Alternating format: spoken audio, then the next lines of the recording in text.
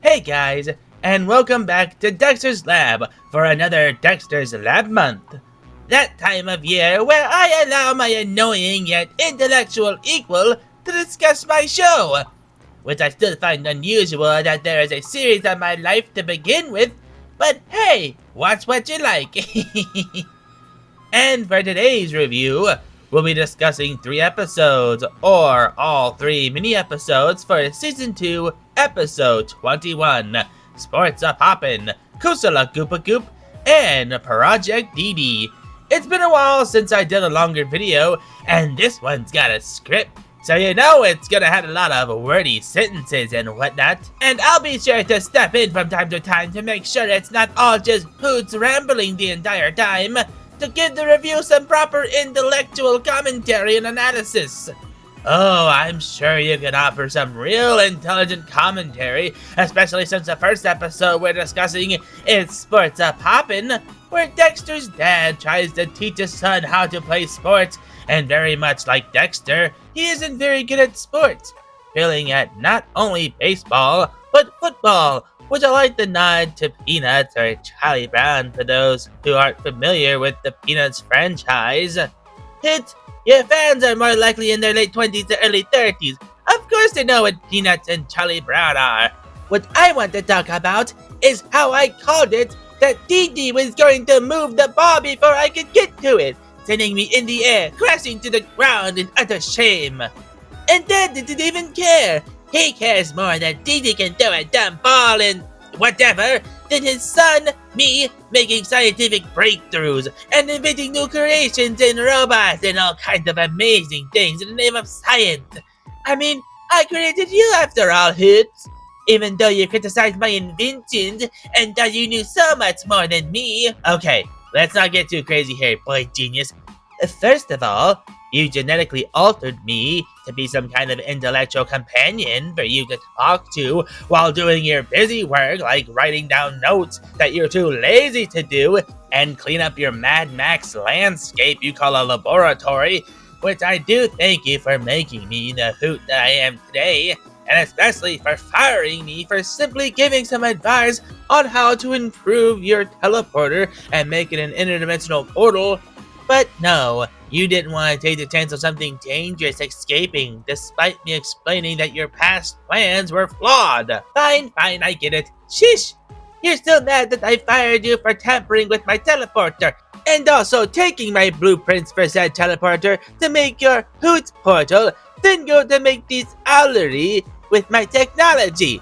Oh well, the other Dexters from different dimensions. Now can we get back to the review, please?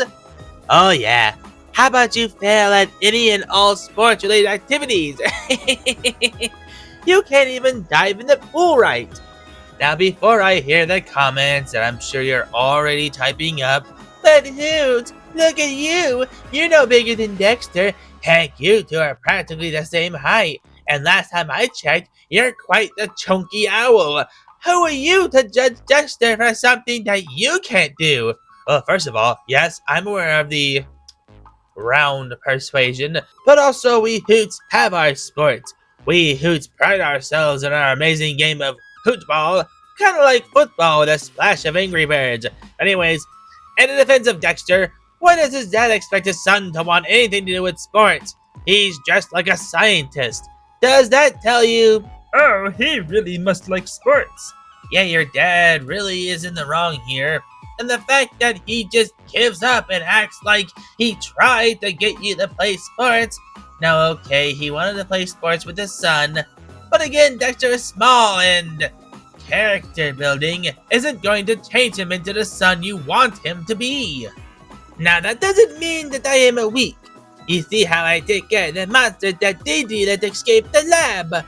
Which I don't know how you can just sit there and not know the chaos that's taking place outside, literally out the window where you can look and see. Also, I want to add that Shorty Arbuckle ain't got nothing on us, Hoots. But wait, that's the same interdimensional monster from the episode D-Dimensional, the first episode of the series, depending on where you watch it. It's interesting that the same monster would escape Since it's from another dimension, it's almost as if you still haven't learned from the last time you attempted interdimensional travel. It's okay to admit that I discovered a safe way to travel to many dimensions safely before you. What are you talking about? You did no such thing! You just took my blueprints and got lucky! Ha! Now getting back to the review, you've seen how I was able to take down the monster and not get eaten like last time. But since the episode ended before you saw me take down the monster, you would be surprised to find that I got rid of the monster then. And had my repair bots fix the house without mom or dad knowing what happened. Because I am Dexter, boy genius, and you are Hoot, an owl with a YouTube channel that discusses nostalgic cartoons, living in space with other Hoots. That is exactly what I was planning to do. Well, I mean, make a giant laboratory in space where other Dexters from different dimensions meet and create wonders of science together, reshaping the multiverse, how we see it, and destroying any mandarks that dare stand against us. Cool story. Anyways, that was Sports a Poppin'. It was an okay episode, not something to really hoot and holler about. But it's what you would expect for a short episode. Now it's time to move over to Dee Dee and what's inside her head. You mean besides nothing? What? It was a funny. Fine, okay. You were referring to the Koosalagoopagoop, her imaginary annoyance. He is the annoying combination of her stupid imagination, and she jumps to his stupid belly and jumps into his imaginary world. Ah, yes, the amazing and fantastic Koosie. Yeah, that guy. Didn't he pay you a visit at some time? I don't want to talk about that stupid Koosie, but that isn't this time. This is the stupid time when my stupid sister couldn't sleep, so Koosie told her about his stupid magical land called the Land of Koos, and of course Dee Dee had to go see how magical it is. However, it would appear that things aren't as he made them out to be. And some hooted trivia, the character Koosalagoopagoop is voiced by none other than legendary Dom DeLuise, known for voicing a number of Don Bluth movies, which yes, does include a troll in Central Park. Yeah, that is all well and good, but do you really think your hoots, as you call them, want to hear about some random facts about who voices characters? Well, it sounds weird calling them characters, but we should be talking about the fact that Koosie told Dee Dee that he was king of the land of Koos, yet who do we see? But the king and queen, and he's not Koosie, who is voiced by Tom Kenny and Kath Soucie, respectively, another pair of legends in the voice acting community. Yeah, voice acting, blah blah blah. Shut up with your random babble. You are missing out on the party, and this sure is jumping. And Dee Dee notices someone is sitting in Koosie's chair and goes to confront him. Please, Dee Dee, no! Oh, gee. Koosie! Dee Dee! What did you do? You made him knock out the king like Mike Tyson punching an old man.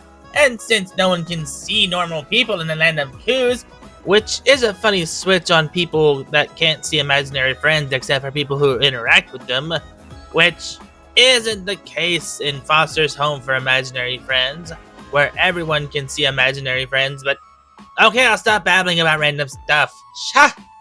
Now, for those who haven't gotten the hint yet, it may seem that Koosie isn't exactly honest about his role in the land of Koos, and he may in fact not be the king at all. Gasp! But hooch, you may ask. How can this be? Koosie himself told Dee Dee that he was the king of Koos. I mean, it would make sense why his home world, his realm, where he's from, to be named after his name, but from the way the other imaginary creatures reacted to him, he may not be very liked amongst Koosopians? Whatever they're called.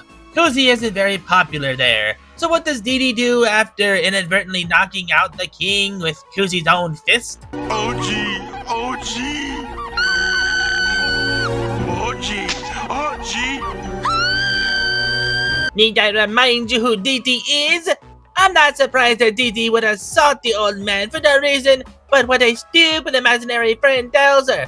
She didn't even take the time to look at Koosie's reaction to the other, whatever those things are, and figure out that he's a liar.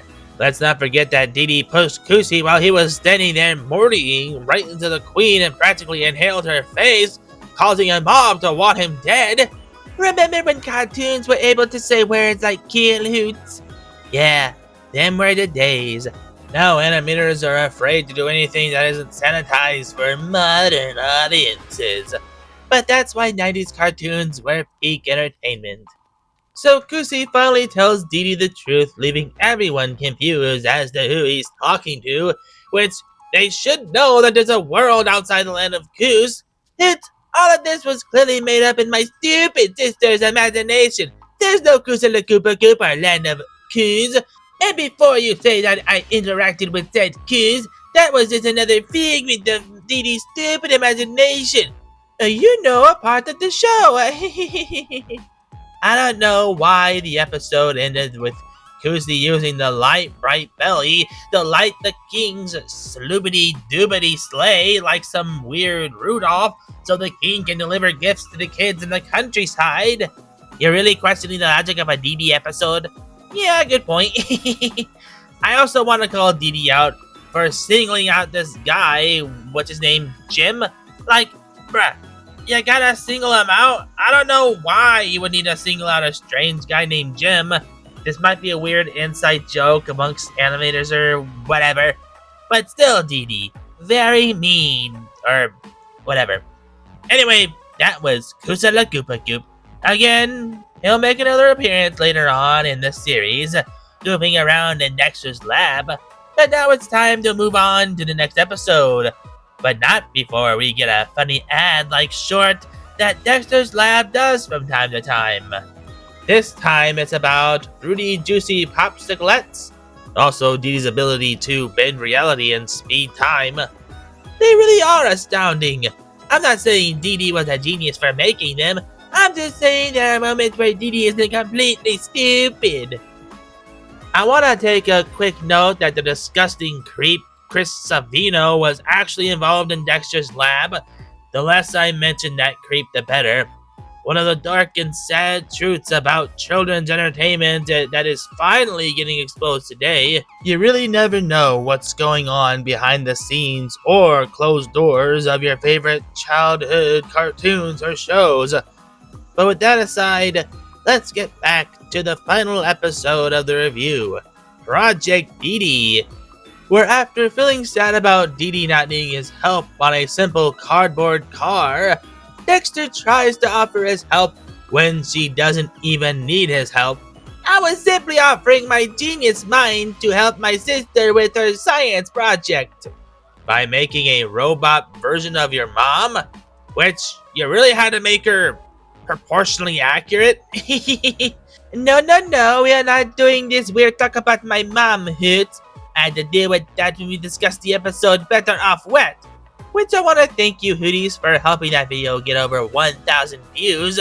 You Hoots are the best. Oh, and I can't imagine why! It couldn't have anything to do with you putting my mom in the thumbnail. But back to the subject. My robot does not look anything like Mom. Anyone can tell that I was a robot. I'm sure Dee Dee knew it was fake. How did you know your dad pinched the robot's butt? Let's just get on with the episode. I finally talked into Dee Dee and helped her with her primitive project by enhancing it with science. Oh yeah, you really had tough competition with simple cardboard cars. By the way, how did you use household items like the rules and Dee Dee specifically stated needed to be the only things used? Well, I had them in my lab, which is technically in the house, so... Okay, so maybe I didn't use household items, but Dee Dee is sure to get an A+ when the school gets back into orbit. Wait, that school is still out in space? Why haven't you went out to get them? What was I supposed to tell Dee Dee? Oh, they're gone now, Dee Dee. I'm not that mean to her, Hoots. Well, now I have to send out a Hoot group to find Dee Dee's school. I bet they won't be that difficult to locate, and since it's been who knows how long, I really doubt they're still alive, so Party Hoots is certainly not going. I might have to send Team Rick and not tell them about what's inside the school. I'll just tell them that I need them to help a stranded space school and nothing else.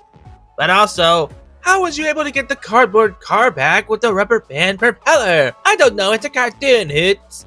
And besides, how was we supposed to get back home? Mom or Dad? Yeah, that would have been an interesting conversation back home. Oh, was that Mom? Where did the school go? Well, I sent it into orbit. Come on, Hoots. Well, anyways, with that being said, that was Project Dee Dee and the end of this episode. Let me and Dexter know what you thought of the episode and the review. Let us know in the comments what you thought. As always, your opinions and feedback mean a lot, and I can't thank you all enough for all of your support. I'm off to make an awkward call to Team Rick to get a school in space. But I hope you fellow Hoots have an awesome day. And until next time, I'll see you when you visit the Owlery again, and I get my hoot in the dark. Thanks for watching Dexter's Lab Month. I'll see you next time. Thanks for watching Dexter's Lab Month. Don't forget to like, share with your fam, and subscribe today to join the Parliament of Hoots. Don't forget to check out my other social medias like Twitch, where I live stream video games in between my reviews, Instagram, Twitter, and my PlayStation Network account. Check out these 2 videos, it'll take you to more of my content. And until then, I'll see you when you visit Dexter's Lab for Dexter's Lab Month. And I give my hoot in the dark.